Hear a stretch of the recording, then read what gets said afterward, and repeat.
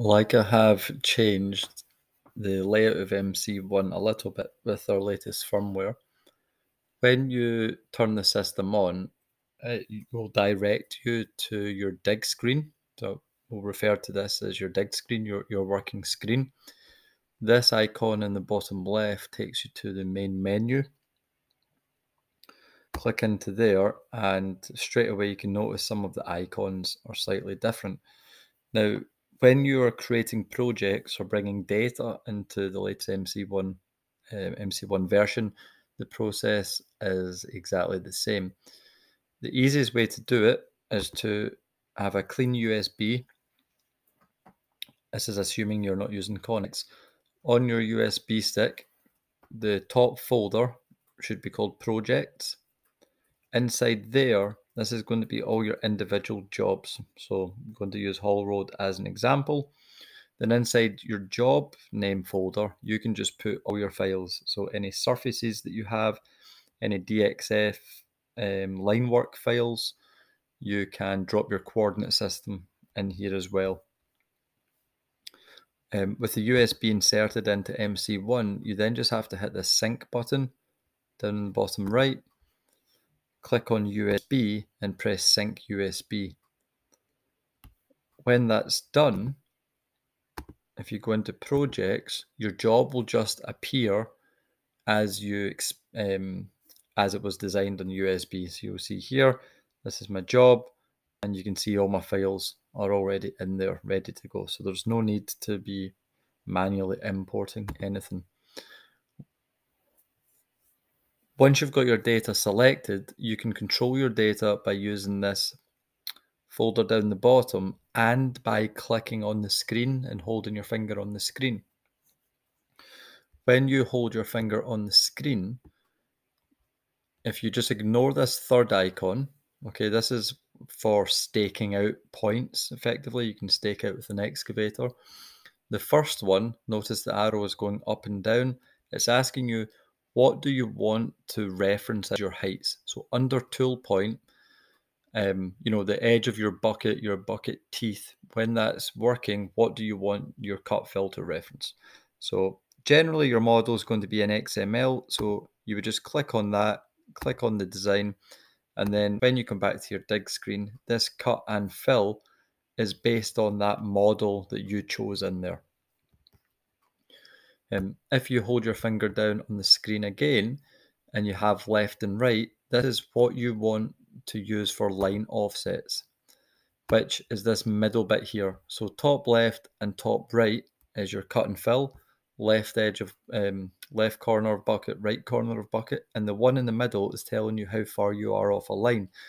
So just now you can see that line there that's blue. So it's telling me that my bucket has to go 1.8 meters to the side. You can see it here, go left 1.8 meters, and then I'll be on the line. Hold your finger down on the screen. If you click on this side reference, what's generally nice to use is to put it to auto snap, and that means it will automatically highlight the closest line you're working to as blue and then give you a side reference. A lot of the time it defaults to none, so this is blank in the middle, which may be fine for you, maybe not doing any line work, but I would get into the habit, if you've got design, to hold your finger on the screen, go into your side reference and just put it to auto snap. And then if you're trying to work to a line, you're always going to know where you are relative to that. So to look at some default settings that are a nice way to start your MC1 panel. So projects, once the project is selected, we shouldn't have to go in and out of there. Model options is quite a nice one to go into. So surface shading on, you'll notice just now that in between my model and the road here, it's coloured in grey basically. So if I go into my surface shading and turn that off, you'll see I've just got my line work now. The screen's just all one colour. So it's quite powerful and nice to have surface shading on, and then it's very clear where your model is. Text is quite self-explanatory. If you were digging plots and your design team named, you maybe had finished floor levels written on them, or this is plot 1, plot 2, plot 3, if they put that on the design, then it's going to show on your model. Any text will show up on here. So sometimes it's nice to have it on, sometimes it's good to have it off if it's quite busy. Names and topography, I would just ignore. And triangles is a good one to play about with. So triangles on, you're going to see this triangulation, the model surface. A lot of the time it's an eyesore. So I would be going in there, model options, triangles off. So this is a nice setup, surface shading on and text on. Now you'll notice up the top, it says page 1 of 2. Anytime there's additional pages, you can hit this right or left arrow to navigate through them. Again, once you've set your defaults from the screen, that height offset and side offset we just looked at, you shouldn't have to go in here and change anything. That will be set as it was in the previous step. So once you're happy with it, you can hit the tick. If you hit the cross, it will save what you've done and take you straight back to the dig screen. It's quite nice. Positioning will be locked out. This is where RTK information is. For support purposes, you would go in here, click on the GNSS profile, click on the name of the network, and then it takes you straight into the RTK page. However, I don't have an RTK set up on my simulator. This settings, it gives you nice options similar to model options. So if we go in here, the main one that is a real preference for operators is machine image on and off. So just now it's pretty clear. I've got my big bit of yellow steel here.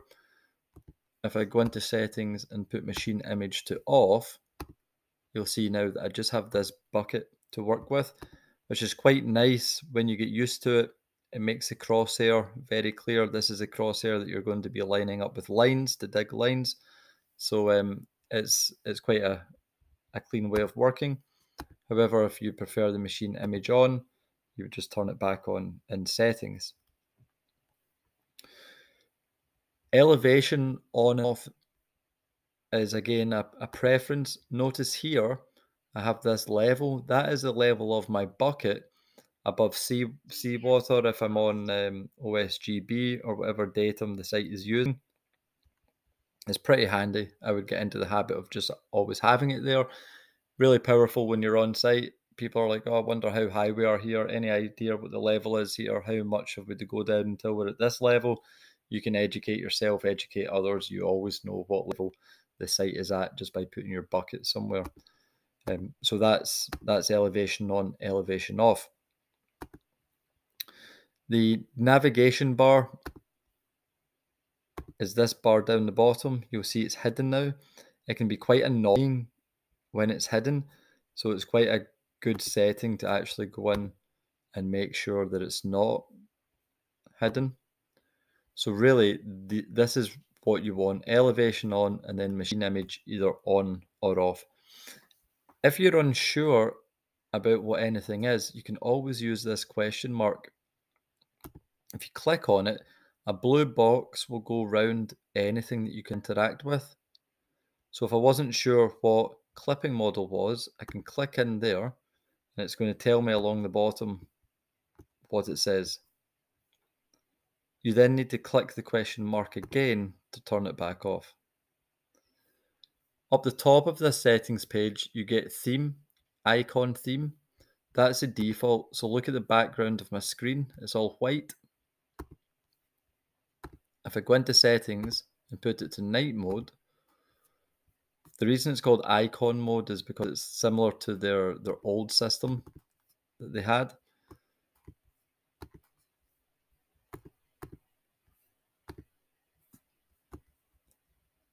Now this, again, all our eyes are different, right? So it might be that you like black screen, I like white screen, vice versa. It's very user preference. So it's quite good to go in there and test that out.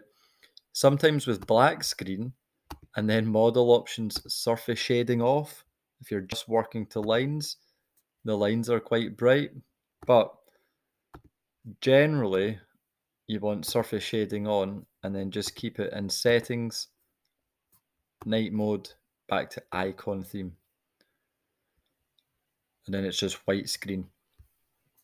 Height indicators, left and right. That's what you're getting here. That's height indicator left, height indicator right. A lot of the time, this kit arrives on site like this. Number 1, height, tool point, side distance, and cross slope.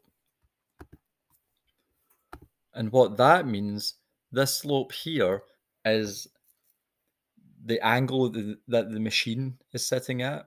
You know, like all operators use different techniques to work out if they're actually sitting level when they're digging. Some operators will look for a building line and just use their eye and work out, are they level to the roof of a building, or the edge of a building. Some operators will actually have a spirit level in the cab to know when they're sitting level. That's what this is doing. It's giving you an indication of how level the machine is sitting. I don't drive machines, but I quite like having, when I set these up, to have this set to number 2, bucket left, bucket right. Even when you have it set like that, you always have a small indication here. So back into settings, icon theme, height indicators 2, machine image on or off, and elevation on or off. Clipping model, it clips the model. So if you had a massive site, when you go to your dig screen, you only see a little bit of the site at once. A lot of the time, you're not going to see much of a difference. So page 2, you can see there's 3 pages in here. Page 2, the only thing you should have to change here is number of decimal places, and I would recommend having it on 2.